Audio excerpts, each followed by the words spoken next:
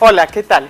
Los medios de comunicación juegan hoy en día un papel fundamental para hacer el enlace entre la sociedad y sus autoridades. Es a través de ellos en que se puede conocer, analizar y tomar decisiones que impactan en nuestra vida en sociedad. Así que en esa dinámica, los temas de acceso a la información pública y la transparencia en las instituciones son parte de la agenda mediática en el camino hacia la construcción de gobiernos democráticos. Pero, ¿qué hacen los medios para fortalecer la cultura de la legalidad y la rendición de cuentas? ¿Contribuyen a aumentar la opacidad en los gobiernos o bien fortalecen la rendición de cuentas?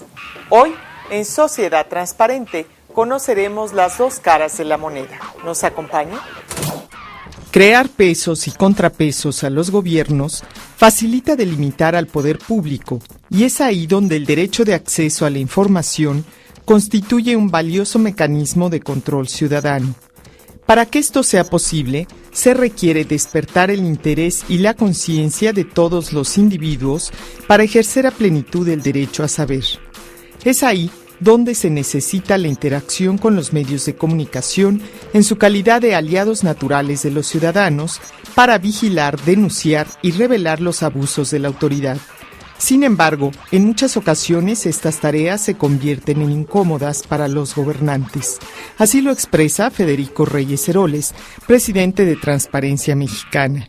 ¿Qué pasa con los periodistas que hacen uso de la información justamente para un fin perverso? Mire, yo creo que eso es inevitable en el largo plazo. Yo creo que un periodista que actúa con saña va a ser un periodista que va a encontrar o va a presentar información de una manera que golpea al servidor público. Sin embargo, yo creo que el origen de esto está en que nuestra ley federal y algunas de las leyes estatales nacieron muy cargadas a uno de los bienes protegidos, solo uno de los bienes protegidos, que es el acceso a la información. Pero todas las leyes de acceso a la información en realidad protegen tres entes jurídicos, que es el acceso a la información, por el otro lado la privacidad y finalmente la secrecía. Hay un rango de información que por ley no se debe dar a conocer. En México creo que estamos apenas aprendiendo a usar la primera parte, pero en muchas leyes no está bien protegida la privacidad. Por ejemplo, ¿por qué debe de saber un ciudadano, debe tener derecho un ciudadano de conocer la agenda? ¿Con quién comió un servidor público o con quién no comió? Pero a menos que la comida haya sido pagada con dineros públicos, ese es un acto privado. Y muchas funciones de los servidores públicos se pueden ver entorpecidas por un exceso de información, de acceso a la información. Entonces creo que el péndulo tiene que regresar al centro, ¿no? Hay una cultura de los periodistas en México sobre el uso y los beneficios sociales del derecho de acceso a la información. Yo creo que lentamente la han ido tomando, sobre todo las nuevas generaciones. Y sin duda hay cierto regocijo, cierta fruición en, por ejemplo, exhibir los sueldos de los servidores públicos, ¿no? Esto es interesante verlo porque esta fruición además tiene explicación. Tantos años de no conocer los sueldos de los servidores públicos, de pronto el tener esa posibilidad pues es muy atractivo. Y además se han descubierto cosas muy interesantes, ¿no?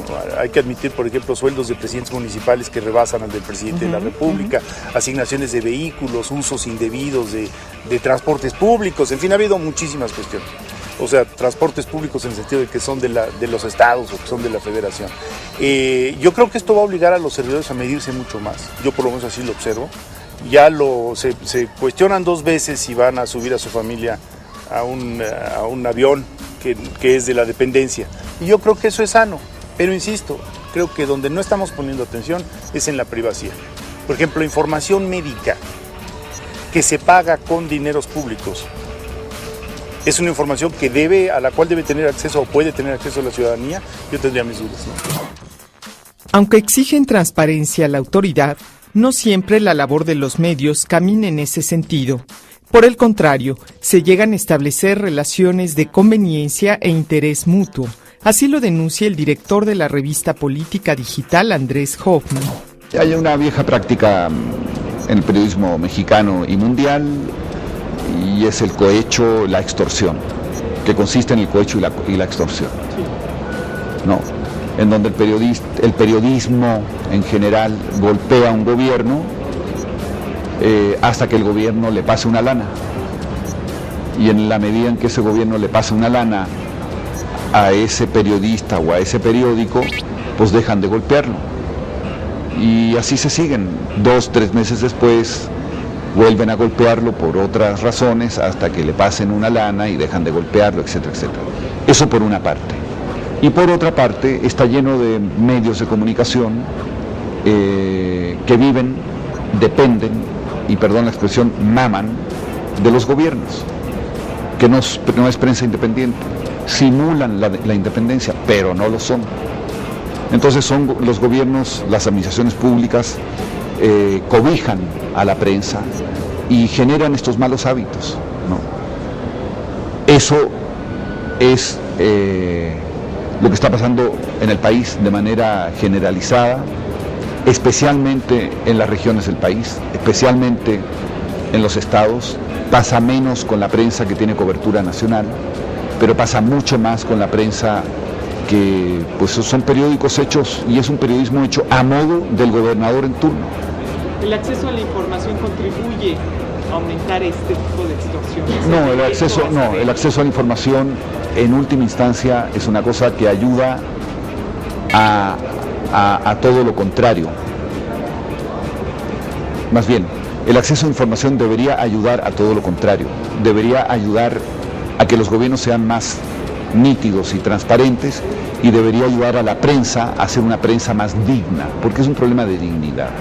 Si tú estás ejerciendo periodismo y tú empiezas a publicar lo que otro te manda, no tienes cara para ir con la sociedad a decirle soy independiente, ¿no? Entonces hay un problema de indignidad, es un problema de que no hay vergüenza en el caso de muchos periodistas y en el caso de muchos medios de comunicación, en el sentido de que viven de la extorsión, viven del erario público, y de independientes tienen nada.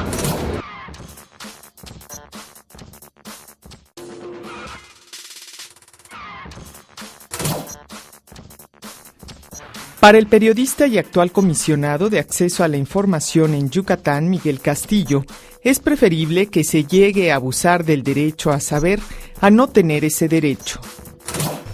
Platicamos con el comisionado Miguel Castillo del Instituto Estatal de Acceso a la Información Pública del Estado de Yucatán, en algo que no solamente ha vivido en las etapas profesionales en las que se ha desarrollado, comunicar la transparencia, comunicar un nuevo derecho ciudadano, y que esta difusión del derecho a saber realmente logre su propósito.